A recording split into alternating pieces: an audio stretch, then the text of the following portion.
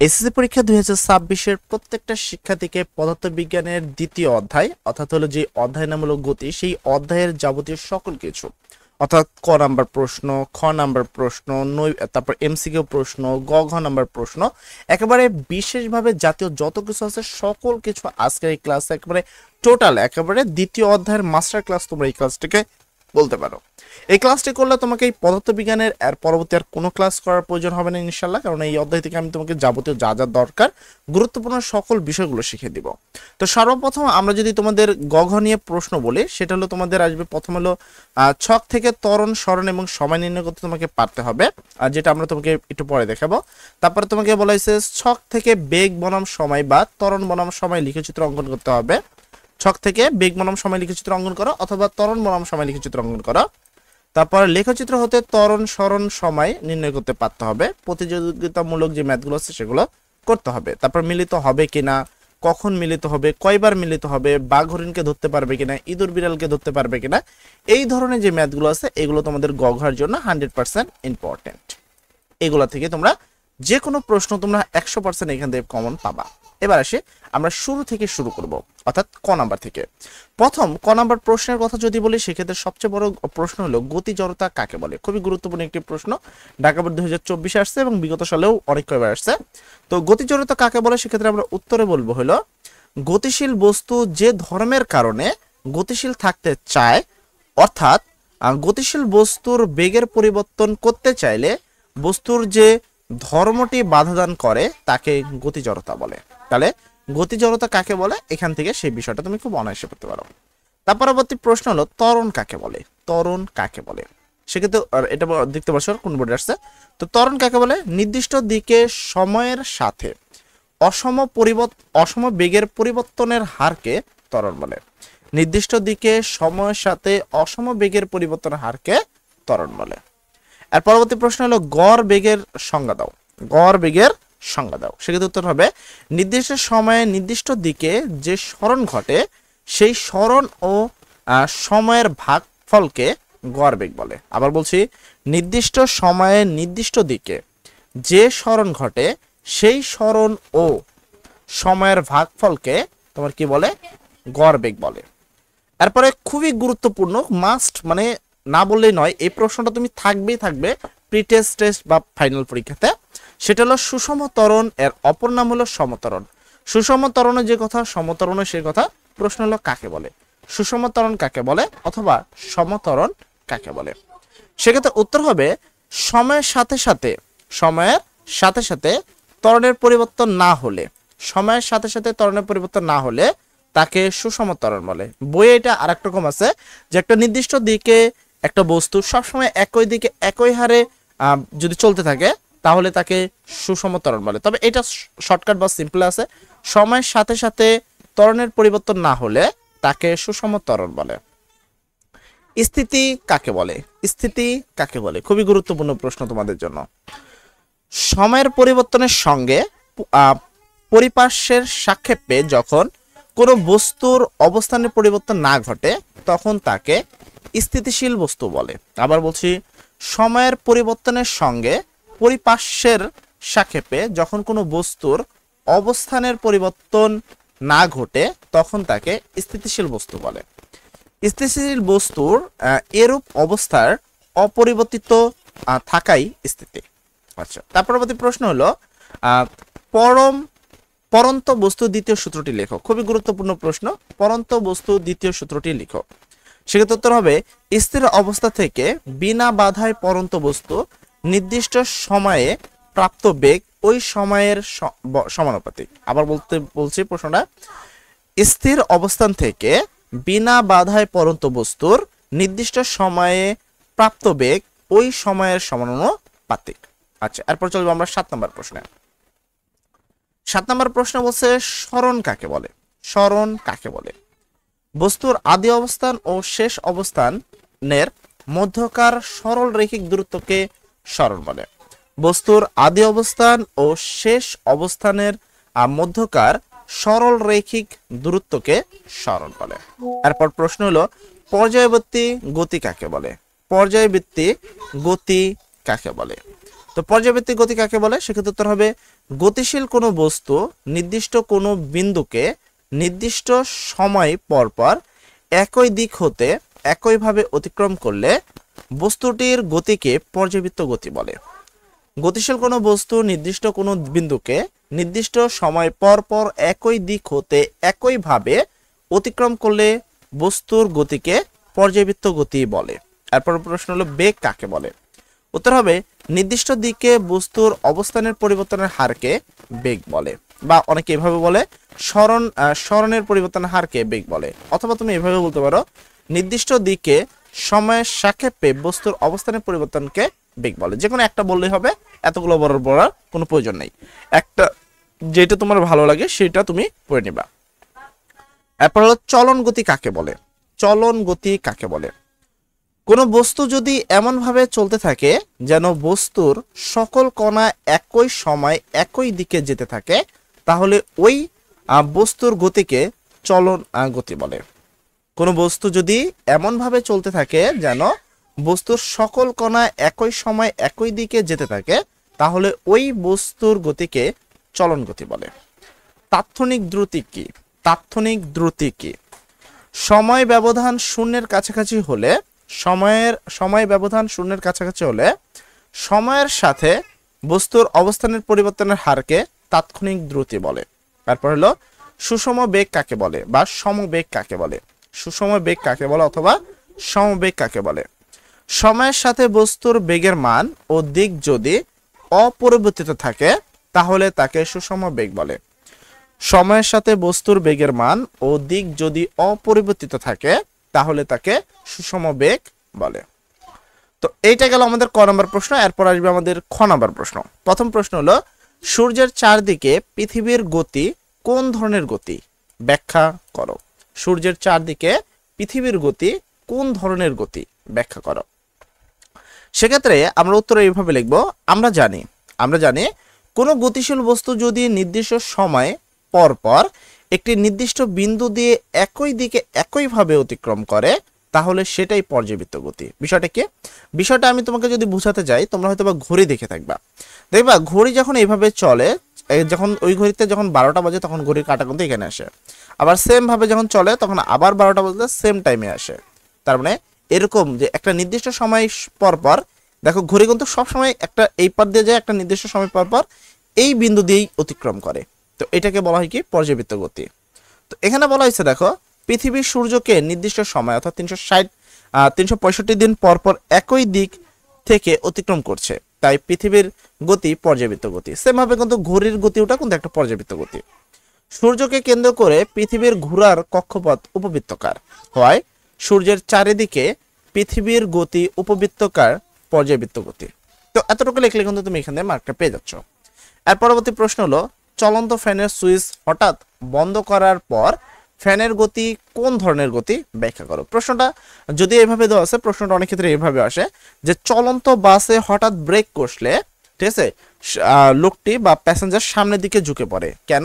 ব্যাখ্যা করো, বা কোন জড়তার কারণে ব্যাখ্যা করো। তো প্রশ্নটা এইভাবে থাকে। তো প্রশ্নটা কি ছিল? এই মেইন প্রশ্নটা ছিল চলন্ত ফ্যানের সুইচ হঠাৎ বন্ধ করার পর ফ্যানের গতি কোন ধরনের গতি? ব্যাখ্যা করো। সেক্ষেত্রে উত্তরটা হবে চলন্ত ফ্যানের সুইচ হঠাৎ বন্ধ করার পর ফ্যানের গতি ঘূর্ণন গতি। চলন্ত ফ্যানের সুইচ হঠাৎ বন্ধ করার পর ফ্যানের যে গতি সেটা হলো ঘূর্ণন গতি। কেন?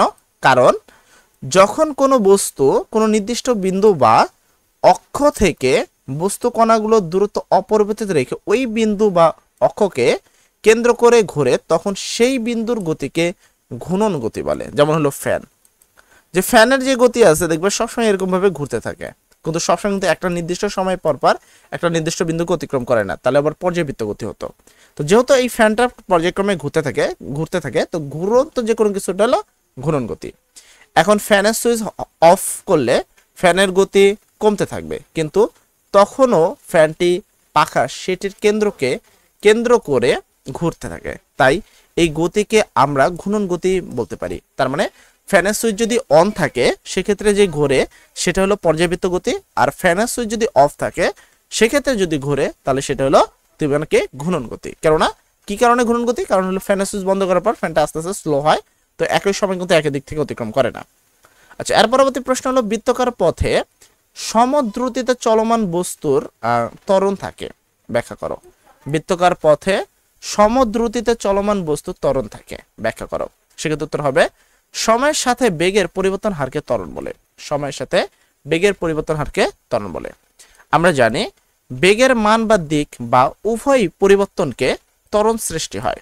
বৃত্তাকার পথে সমদ্রুতিতে চলমান বস্তুর বেগের মানের কোনো পরিবর্তন না হলেও ক্রমাগত দিক পরিবর্তিত হয়, ফলে বেগ পরিবর্তিত হয়, অর্থাৎ ত্বরণ সৃষ্টি হয়। ঠিক আছে। আচ্ছা, এর পরবর্তী প্রশ্ন হলো তোমার কি বৃত্তাকার পথে সমদ্রুতিতে ঘূর্ণায়মান সাইকেলের গতি পর্যাবৃত্ত গতি ব্যাখ্যা করো। আচ্ছা, অনেকে তোমরা এরকম কমেন্ট করে থাকতে পারো যে ভাই এই পিডিএফটা তোমাদের দরকার, কেননা হয়তো বা এইভাবে পড়তে তোমার সমস্যা হচ্ছে, ভিডিও দেখে পড়তে সমস্যা হচ্ছে। সেক্ষেত্রে অবশ্যই ভিডিওর ডিসক্রিপশনে লিঙ্ক থাকে, আমাদের হোয়াটসঅ্যাপ নাম্বার থাকে, সেখানে যোগাযোগ করলে পার সাবজেক্টে তোমাদের 100 টাকা পে করতে হয়। জাস্ট 100 টাকা পে করে তুমি খুব অনায়াসেই এই সাবজেক্টের একেবারে যাবতীয় সকল অধ্যায়ের, এটা চ্যাপ্টার 2 এর দেখতে পাচ্ছ, চ্যাপ্টার 3, মানে প্রত্যেকটা চ্যাপ্টারের তুমি কিন্তু একবারে এমসিকিউ, সিকিউ এবং সৃজনশীল সকল কিছু বিস্তারিত পেয়ে যাবে। যেমন আমি তোমাকে যদি দেখাই, আমরা এই জায়গাটা পড়াচ্ছি তোমাকে, উপরে কিন্তু তোমাদেরকে যে এমসিকিউ গুলো আছে, এমসিকিউ এর যে সলভিং গুলো দেখো, এই যে এমসিকিউ সলভিং আছে, এই যে সব এমসিকিউ গুলো এখানে পর্যায়ক্রমে আছে। তো আবার নিচের দিকে যদি দেখাই, নিচের দিকে কিন্তু এই যে সৃজনশীল গুলো আছে, এই যে সৃজনশীলের সলভিং গুলো আছে। তো একটা পিডিএফ, একটা মাস্টার পিডিএফ তুমি এটাকে বলতে পারো। এই পিডিএফ এর যাবতীয় সকল কিছু আছে, মানে একটা পদার্থবিজ্ঞানের যা যা তোমার দরকার সবকিছু আছে, তুমি চাইলে খুব অনায়াসে। পাশাপাশি আমাদের হ্যান্ড নোটও তুমি পেয়ে যাবে এই মাত্র 100 টাকার বিনিময়ে। দেখ, আমরা শুরু করি আমাদের আবার বিষয়টা। প্রশ্ন ছিল বৃত্তাকার পথে সমদ্রুতিতে ঘূর্ণায়মান সাইকেলের গতি পর্যাবৃত্ত গতি ব্যাখ্যা করো। উত্তর হবে কোনো গতিশীল বস্তু যদি নির্দিষ্ট সময় পর পর একটি নির্দিষ্ট বিন্দু দিয়ে একই দিকে একইভাবে অতিক্রম করে তাকে পর্যাবৃত্ত গতি বলে। যেমনটা আমি কিছুক্ষণ আগে বললাম, বৃত্তাকার পথে সমদ্রুতিতে ঘূর্ণায়মান সাইকেল নির্দিষ্ট বিন্দু দিয়ে একই দিকে একইভাবে অতিক্রম করে, তাই বলা যায় বৃত্তাকার পথে সমদ্রুতিতে ঘূর্ণায়মান সাইকেলের গতি পর্যাবৃত্ত গতি। তো আমাদের এটা কিন্তু কমপ্লিট। এরপর চলবো আমরা 5 নম্বর প্রশ্ন। প্রশ্ন নম্বর 5। তো প্রশ্ন নম্বর 5 হলো সমদ্রুতিতে চলমান বস্তুর সরণ শূন্য হয় কেন, ব্যাখ্যা করো। দেখো, সমদ্রুতিতে চলমান বস্তু সরণ শূন্য হয় কেন? সরণ শূন্য হওয়ার একটা বিশেষ কারণ কি? দেখো, অনেকটা এরকম হতে পারে যে তুমি এখান থেকে যাত্রা শুরু করছো, আঁকা বাঁকা পথে অনেকভাবে চলছো, চলে তুমি আবার যা তুমি ওই বিন্দুতেই পড়ছো, তখন তোমার সরণ হবে শূন্য। কারণ না, সরণ মানে হলো তুমি যেই বিন্দুতে থেকে যাত্রা শুরু করছো এবং যেই বিন্দুতে যাত্রা শেষ করছো সেই বিন্দু সরাসরি দূরত্ব। এখন তুমি যেই বিন্দু থেকে, আমি ধরো আমার নিজের বাড়ি থেকে যাত্রা শুরু করলাম, আবার আমি যে ঘুরে ফিরে আমার নিজের বাড়িতেই আসলাম, সেক্ষেত্রে আমার সরণ হলো শূন্য। ঠিক আছে। আচ্ছা, তো এবার আমরা যদি এখানে কথা বলি, সেক্ষেত্রে আমরা এখানে ইজিলি বুঝতে পারবো। বলা হয়েছে সময়ের সাথে সমান হারে দূরত্বের পরিবর্তনকে সমদ্রুতি বলে। সময়ের সাথে সমান হারে দূরত্বের পরিবর্তনকে সমদ্রুতি বলে। আর শুরু থেকে শেষ অবস্থানের পার্থক্য বা লম্ব দূরত্বকে সরণ বলে, যেমনটা আমি বললাম। তো এখানে একটা চিত্র আছে, এটা তোমাদের মেন বই। তো মেন বই যে চিত্র আছে তুমি দেখতে পাচ্ছ, এখানে গোল গোল যাচ্ছে, আর এটা হলো এখান থেকে দেখছো এভাবে যাচ্ছে, যে এভাবে। ধর আমি এখান থেকে যাত্রা করলাম আর এখানে যা যাত্রা শেষ করলাম, তাহলে এটা আমার সরাসরি সরণ। আবার ধর আমি এখান থেকে যাত্রা করলাম, আবার কে এইখানে যা যাত্রা শেষ করলাম, তাহলে আমার এইটা সরাসরি সরণ। ঠিক আছে। আচ্ছা, তো এটাই অ্যাকচুয়ালি এখানে বোঝানো হয়েছে তোমাকে, যে চিত্র 1 এর ক্ষেত্রে এবিসি বৃত্তাকার পথে, মানে এই যে এবি, এই এ, এই যে বি, এই সি, মানে হলো রাউন্ডটা এইভাবে দিচ্ছে, এই যে এইভাবে এ থেকে বি এর দিকে যাচ্ছে, বি এর থেকে আবার সি দিকে যাচ্ছে, এইভাবে রাউন্ড দিচ্ছে। তো রাউন্ড দিল, এ অবস্থান থেকে কোনো বস্তু সমদ্রুতিতে বি ও সি অতিক্রম করার পুনরায় এ অবস্থানে আসলে সেটি হয়তো বৃত্তাকার পরিধির সমান দূরত্ব অতিক্রম করবে, কিন্তু আদি ও শেষ অবস্থান একই হয়, সরণ শূন্য হবে। কথাটা কি হলো? কথাটা হলো আমি এই বিন্দু থেকে যাত্রা শুরু করলাম, এখান থেকে যাত্রা শুরু করে আমি এখান থেকে বি বিন্দুকে অতিক্রম করে আবার যাত্রা করে সি বিন্দুকে অতিক্রম করে আবার এই বিন্দুতে আসলাম। এখন এটা তো বৃত্তের পরিধি বরাবর আমি পুরোটাই অতিক্রম করছি, কিন্তু সরণের যে সত্য সেটা হলো যে বিন্দু থেকে যাত্রা শুরু করছি এবং যে বিন্দুতে যাত্রা শেষ করছি সেই বিন্দুতেই তোমার একই হয়েছে। আর আমি যেমনটা বললাম যে আমি বাড়িতে বসে আছি, আবার ঘুরে ফিরে যদি বাড়িতে আসি, তার মানে আমার সরণ শূন্য। এ থেকে যাত্রা শুরু করছি, আবার এতেই আসলাম, তাই আমার সরণ শূন্য। অপোজিট দিকে যদি এই কথা বলি যে এখান থেকে এ থেকে যাত্রা করে এ পাশে গেছি, এর সরণ রয়েছে তোমার কি এবি বরাবর। আবার যদি এখান থেকে ঘুরে এত দূর আসি, তাহলে এসি বরাবর। তো এই কথাটা কিন্তু এখানে বলছে যে একইভাবে চিত্র 2 এ কোনো বস্তু পি অবস্থান থেকে যাত্রা শুরু করে আঁকাবাঁকা পথ বরাবর, এই আঁকাবাঁকা পথগুলো দিয়ে দিছে, অতিক্রম করে পুনরায় পি তে আসলে বস্তুটির সরণ হবে 0। অর্থাৎ এখানে বলা হয়েছে যদি এইখান থেকে যাত্রা করে এভাবে ঘুরে ঘুরে ঘুরে ঘুরে ঘুরে আবার যদি এই পি বিন্দুতেই আসে তাহলে হবে সরণ 0, যে কথাটা এখানে ক্লিয়ার করছে। আচ্ছা, উভয় ক্ষেত্রে সরণ 0 হলেও বস্তু দুটি সমদ্রুতিতে চলে, তবে সব ক্ষেত্রে এটি হয় না। যখন বস্তু সমদ্রুতিতে যাত্রা শুরু করে তখন আবার আদি অবস্থানে ফিরে আসে, কেবল তখনই সরণ 0 হয়। মানে সরণ 0 তখনই হবে যখন সে আদি অবস্থানে আবার ফিরে আসবে। পরবর্তী প্রশ্ন, এই মহাবিশ্বের সকল স্থিতিই আপেক্ষিক, সকল গতি আপেক্ষিক, ব্যাখ্যা করো। এই মহাবিশ্বের সকল স্থিতিই আপেক্ষিক, সকল গতি আপেক্ষিক। কেন? কেননা আমাদের যে কেন্দ্র, আমাদের যে সূর্য মানে পৃথিবী আছে, সেই পৃথিবী তো সবসময় ঘুরতে থাকে, সেই পৃথিবী সবসময় কি থাকে? ঘুরতে থাকে। এখন আমরা যে জায়গায় বসবাস করি সেই জায়গায় যদি স্থির না হয় তাহলে আমরা কি কখনো বলতে পারবো যে আমরা নিজেরা স্থির? হ্যাঁ, এটা মনে হয় যে আমরা নিজেদের চোখের কাছে মনে হয় যে না আসলে বিষয়টা স্থির, কিন্তু কি আমাদের কাছে কিন্তু এটা স্থিরতা নয়, বা পৃথিবী যত ঘূর্ণায়মান তাই আমরা কি সবসময় আপেক্ষিক। তো এই কথাটা এখানে ক্লিয়ার করছে যে দৃঢ় বস্তুর সাপেক্ষে কোনো বস্তু অবস্থান, স্থিতি বা গতি নির্ণয় করা হয় তাকে প্রসঙ্গ কাঠামো বলে। এখন প্রসঙ্গ কাঠামো কাকে বলে এটা উত্তর আসতে পারে। প্রসঙ্গ কাঠামোকে সাধারণত পৃথিবীতে স্থির বিবেচনা করা হয়, মানে পৃথিবীকে আমরা সাধারণত কি করি? স্থির বিবেচনা করি, কিন্তু প্রকৃতপক্ষে এই মহাবিশ্বে এমন কোনো বস্তু পাওয়া সম্ভব নয় যা প্রকৃতপক্ষে স্থির। কেননা মহাবিশ্বে যত কিছু আছে সেটা পৃথিবী, সূর্য, গ্রহ, উপগ্রহ, নক্ষত্র, ছায়াপথ সব কিছুই আসলে কি নিজ নিজ কক্ষপথ বরাবর ঘুরতে থাকে, এটা আমরা অবশ্যই জানি। কারণ পৃথিবীতে প্রতিনিয়ত সূর্যের চারিদিকে ঘুরছে, সূর্যও তার গ্রহ উপগ্রহ নিয়ে ছায়াপথে গতিশীল, কাজেই আমাদের বিবেচনাকৃত সকল বস্তুই আপাতত স্থিতিশীল, এর সাপেক্ষে অন্য সকল বস্তুর গতি নির্ণয় করা হয়। সুতরাং এই মহাবিশ্বের সকল স্থিতিই আপেক্ষিক, সকল গতি আপেক্ষিক। এর পরবর্তী প্রশ্ন যদি আমরা এখানে যাব, পরবর্তী প্রশ্নটা হলো এটা, উপরের দিকে নিক্ষিপ্ত কোনো ঢিলের উত্থান ও পতনের সময় সমান হয় কেন? ব্যাখ্যা করো।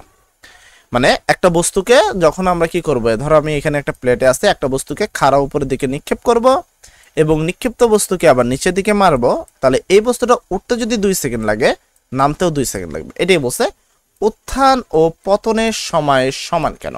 এখন কেন সমান সেই বিষয়টা তোমাকে এখানে একটা গাণিতিক ব্যাখ্যার মাধ্যমে দিতে হবে।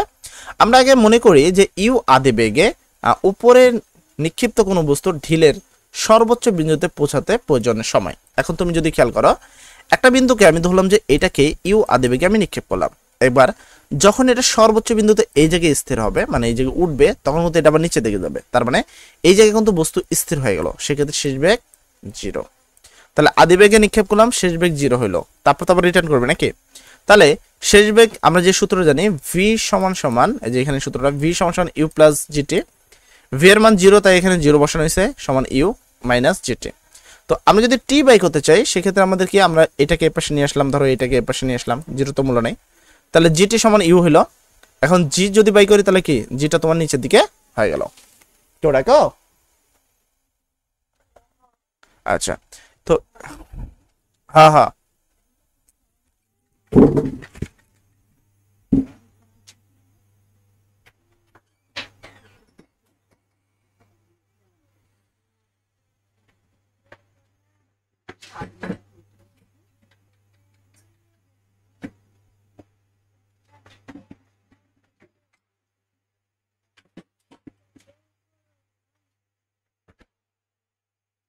আচ্ছা, তো চলো আমরা আবার শুরু করি। যেমনটা আমি বললাম, তাহলে টি সমান সমান আমাদের আসলো কি ইউ ডিভাইডেড জি। এখন সর্বোচ্চ উচ্চতা মানে হলো এইচ এ, তো আমরা অবশ্যই জানি যে ভি স্কয়ার ইউ হলো ভি হলো 0, যেমনটা আমি বললাম। তাহলে ভি স্কয়ার সমান সমান ইউ স্কয়ার মাইনাস 2jh, সেই অনুসারে H equal U square divided 2j, ঠিক আছে। আচ্ছা, সর্বোচ্চ উচ্চতা হতে ভূমিতে পৌঁছাতে সময় লাগবে, সেই অনুসারে এখানে কিন্তু ক্যালকুলেশন লাগছে। তো এত ক্যালকুলেশন করার প্রয়োজন নেই, তুমি যদি পারো করে নিবা, সমস্যা নেই। এটা বোঝানোর জন্য একটা বোর্ড দরকার। তো এই হলো আমাদের মোটামুটি খ নাম্বার প্রশ্ন। এরপর চলে যাবো আমরা গ নাম্বার প্রশ্নে, প্রশ্ন নাম্বার গ। তো আরো কিছু প্রশ্ন এখানে আছে, যদি পারো পড়ে নিবা। যেমন হলো তোমার এখানে আছে সরণ বস্তুর গতিপথের উপর নির্ভর করে না কেন। তারপরে এখানে মোটামুটি মানে আরো কয়েকটা প্রশ্ন আছে। আচ্ছা এই কটা প্রশ্ন আমরা ক্লিয়ারই করে দিই, পুরো খ নাম্বারই ক্লিয়ার করে দিই, ঠিক আছে। তারপরে আমরা গ খায় যাই। আচ্ছা এর পরবর্তী প্রশ্ন তোমাকে বলছে, যদি আমরা খেয়াল করি সরণ বস্তুর গতিপথের উপর নির্ভর করে না কেন। সরণ বস্তুর গতিপথের উপর নির্ভর করে না কেন? উত্তর হবে নির্দিষ্ট দিকে অবস্থানের পরিবর্তনকে সরণ বলে। সরণ একটি ভেক্টর রাশি। সরণ কি রাশি? একটি ভেক্টর রাশি। এটা প্রথম ক্লাসে আমি ক্লিয়ার করছি। আদি অবস্থান ও শেষ অবস্থানের মধ্যবর্তী সরল রৈখিক দূরত্বই হলো সরণ। অর্থাৎ কোনো বস্তু একটি নির্দিষ্ট বিন্দু হতে যাত্রা শুরু করে যে কোনো পথে পরিভ্রমণ করে শেষ অবস্থানে পৌঁছালে তার আদি ও শেষ অবস্থান নির্দিষ্ট হবার কারণে তার সরল রৈখিক দূরত্বই নির্দিষ্ট। অর্থাৎ হলো এই জন্য একে সরণ বস্তুর গতিপথের উপর নির্ভর করে না। আসলে সরণ নির্ভর করে কি, যে বিন্দু থেকে যাত্রা করছি তারপর আঁকা বাঁকা যেমনি চলি না কেন, যে বিন্দুতে যে শেষ করছি তার সরাসরি দূরত্ব। তো এটা গতিপথের উপরে কি করে না, নির্ভর করে না। পরবর্তী প্রশ্ন হলো সমবেগে চলমান বস্তু ত্বরণ শূন্য হয় কেন? সমবেগে চলমান বস্তুর ত্বরণ শূন্য হয় কেন? উত্তর হবে বস্তুর গতিকালের সমগ্র সময় যদি একটি নির্দিষ্ট বেগ বজায় থাকে তখন তাকে সমবেগ বলে। আবার সময়ের সাথে বেগের পরিবর্তন হারকে ত্বরণ বলে। কোন বস্তুর আদিবেগ ইউ এবং টি এর পরে ভি হলে এ সমান সমান ভি মাইনাস ইউ ডিভাইডেড টি, কিন্তু সমবেগের ক্ষেত্রে ভি সমস্যা নিয়ে সমবেগ মানে হলো আদিবেগ এবং শেষ বেগ সব সমান। সমান মানে সবসময় অল টাইম সমান বেগেই চলে, আদিবেগও যা হবে তার শেষ বেগ কিন্তু তার তাই হবে, তাই তো নাকি? আচ্ছা সেক্ষেত্রে আসতে পারে আমাদেরকে ভি সমান ইউ মাইনাস ইকুয়াল 0, অর্থাৎ সমবেগে চলমান বস্তুর ক্ষেত্রে বেগের পরিবর্তন হার শূন্য হয়, অর্থাৎ ত্বরণ থাকে না। আচ্ছা দেন আমরা এর পরবর্তী প্রশ্ন আসবো। কোথায় গেল? আচ্ছা তো এর পরবর্তী প্রশ্ন হলো তোমাদেরকে, এর পরবর্তী প্রশ্ন হলো আঁকা বাঁকা পথে সুষম দ্রুতিতে চলতে থাকলেও সুষম বেগে চলা অসম্ভব কেন? সেক্ষেত্রে উত্তর হবে যেহেতু বেগ ভেক্টর রাশি আর ভেক্টর রাশির মান ও দিকের যে কোনো একটির উপর উভয়ের পরিবর্তন হলে বেগের পরিবর্তন হয়, অর্থাৎ সুষম বেগ বা সমবেগ থাকে না। অপরদিকে দ্রুতি স্কেলার রাশি, এর জন্য দিকের পরিবর্তিত হলে কিন্তু মানের পরিবর্তন না হলে দ্রুতির কোনো পরিবর্তন হয় না, অর্থাৎ সুষম দ্রুতি থাকে। যেহেতু আঁকাবাঁকা পথে গেলে ক্রমাগত দিকের পরিবর্তন হয়, এজন্য আঁকাবাঁকা পথে সুষম দ্রুতিতে চলতে পারলেও সুষম বেগে চলা অসম্ভব। আচ্ছা এর পরবর্তী প্রশ্ন, গতিশীল বস্তুর সরণ না ঘটালেও নির্দিষ্ট পরিমাণ তোমার কি দূরত্ব অতিক্রম করে, ব্যাখ্যা করো। প্রশ্ন হলো গতিশীল বস্তু যত পথ অতিক্রম করতে থাকে ততই অতিক্রান্ত দূরত্ব বাড়তে থাকে, তবে গতিপথের কোনো মুহূর্তে আদি অবস্থানে ফিরে এলে সরণ শূন্য হয়ে যায়। গতিশীল বস্তু যে পরিমাণ পথ অতিক্রম করে সেই দৈর্ঘ্যই বস্তুর অতিক্রম দূরত্ব। যেহেতু অশূন্য দ্রুতি সম্পূর্ণ কোনো বস্তু কর্তৃক অতিক্রম পথের দৈর্ঘ্য শূন্য থেকে বেশি হয় এবং এর মান সর্বদাই বাড়তে থাকে, তাই বস্তুর অতিক্রান্ত দূরত্ব কখনোই শূন্য হয় না অথবা কমে না। অন্যদিকে গতিপথের শেষ ও আদি অবস্থানের মাঝে রৈখিক দূরত্বকে সরণ বলে, তাই গতিশীল বস্তু গতিপথের এক পর্যায়ে আদি অবস্থানে ফিরে এলে সরণের মান শূন্য হয়। আরেকটা প্রশ্ন হলো ঘড়ির কাঁটার গতি কেন ঘূর্ণন গতি, ব্যাখ্যা করো। ঘড়ির কাঁটার গতি কেন ঘূর্ণন গতি, ব্যাখ্যা করো। উত্তর হবে ঘড়ির কাঁটার গতি ঘূর্ণন গতি। কোনো কিছু যদি একটি নির্দিষ্ট বিন্দুর সমদ্রুতি থেকে ঘুরতে থাকে তাহলে সেটাকে ঘূর্ণন গতি বলে। ঘূর্ণন গতির সব বৈশিষ্ট্যই ঘড়ির কাঁটার মধ্যে বা গতির মধ্যে রয়েছে, তাই ঘড়ির কাঁটার গতি একটি ঘূর্ণন গতি। তাহলে আমাদের এটা গেল। এরপর আমাদের সিকিউ প্রশ্ন। সিকিউ প্রশ্ন বলতে প্রয়োগ এবং উচ্চতার দক্ষতার যে প্রশ্নগুলো আছে, তো এখান থেকে তোমরা কি কি প্রশ্নগুলো পড়বে। এই যে এরকম চিত্র তোমরা দেখতে পাচ্ছ, তোমাদের আমি গ্যারান্টি দেবো এরকম চিত্র, এই যে এই চিত্র যে প্রশ্নটা আছে এটাকে আমি তোমাকে 100% গ্যারান্টি দেবো যে এরকম চিত্রে যে প্রশ্নগুলো আছে এই প্রশ্নগুলোই তোমরা পাবা। এখানে হয়তোবা খুব বেশি সংখ্যক প্রশ্ন আমরা তুলি নেই, কিছু বাসায় কিছু প্রশ্ন তোলা হয়েছে। এছাড়াও আমাদের কাছে বেশ প্রত্যেকটা ইসের জন্য আরও কিছু পিডিএফ রয়েছে, তো আমরা যদি দেখি এখান থেকে তোমাদের মেনলি আমি যেমনটা বললাম যে তোমাকে এখানে মেনলি কয়েকটা বিষয় করতে হবে। আমি এটাকে লাল করে নিচ্ছি। আচ্ছা, এখানে তোমাকে প্রথম করতে হবে হলো ছক থেকে ত্বরণ ও সরণ নির্ণয় করা শিখতে হবে। ধরো একটা ছক দেওয়া আছে, সাপোজ এই যে এই ছকটাই আছে, আমি এই ছকটাই ধরে নিলাম যে বেগ বনাম সময়ের একটা ছক দেওয়া আছে। তোমাকে গ নাম্বার প্রশ্ন এখানে যদিও এই কথাটা বলে নাই, বাট ঘ নাম্বার প্রশ্ন বলবে যে বেগ বনাম সময় লিখে চিত্র অঙ্কন করো। বেগ বনাম সময় লিখে চিত্র অঙ্কন করো, খুবই গুরুত্বপূর্ণ প্রশ্ন। এটা আমাদের আরেকটা পিডিএফ আছে, তো এটা আমি পরে দেখাচ্ছি। তারপর হলো ছক থেকে বেগ বনাম সময় লিখে চিত্র অঙ্কন করো, অথবা ত্বরণ বনাম সময় লিখে চিত্র অঙ্কন করো। তো ওই একই ছক থেকে তোমার বেগ বনাম সময় লিখে চিত্র অঙ্কন করো, এই প্রশ্নটাও করতে পারে। আবার ছক থেকে ত্বরণ বনাম সময় লিখে চিত্র অঙ্কন করো, এইটাও প্রশ্ন তোমাকে করতে পারে। ঠিক আছে, তারপরে তোমাকে কি লেখচিত্র হতে ত্বরণ সরণ তারপর কি সময় নির্ণয় করতে পারতে হবে তোমাকে। প্রতিযোগিতামূলক যে ম্যাথগুলো আছে, মানে ঘোড়া, ধরো একটা একটা বাস, একটা ছেলের যাত্রী বাস, ধরো একটা স্কুল থেকে একটা ছেলের বাস একটা মেয়ের বাস, দুজন যাত্রা শুরু করলো। এখন প্রশ্ন হলো তাদের মধ্যে কতবার দেখা হবে। অথবা একটা তোমার কি একজন ইঁদুর ধরো একটা বিড়াল দেখতে পারলো, ইঁদুর একটা কেক দেখতে পারলো, সেই কেকের দিকে গেল, এবং বিড়াল ইঁদুরকে দেখতে পারলো, ইঁদুরের দিকে গেল। এখন কে কাকে আগে ধরতে পারবে। এই ধরনের যে প্রশ্নগুলো আছে, এই কয়টা প্রশ্ন তুমি যদি করে নাও, এখান থেকে 100% প্রশ্ন কমন পাবা। এছাড়াও বেশ এই যে প্রশ্নগুলো আছে, এগুলো এখান থেকে খুবই গুরুত্বপূর্ণ, পাশাপাশি উত্তরও রয়েছে। তো আসলে এখন এগুলো বোঝানো খুবই টাফ, যেহেতু আমার কাছে আপাতত স্মার্ট সলিউশন নাই। তো স্মার্ট সলিউশন না থাকার কারণে এই ম্যাথগুলো এইভাবে বোঝাতে আমি চাচ্ছিলাম না। তো আপাতত ক্লাসটা আমরা এখানেই শেষ করবো ইনশাল্লাহ। নেক্সট ক্লাসে তোমাদের পরের অধ্যায়ের সাথে দেখা হবে। সবাই ভালো থাকবা, সবার জন্য দোয়া করি। আসসালামু আলাইকুম।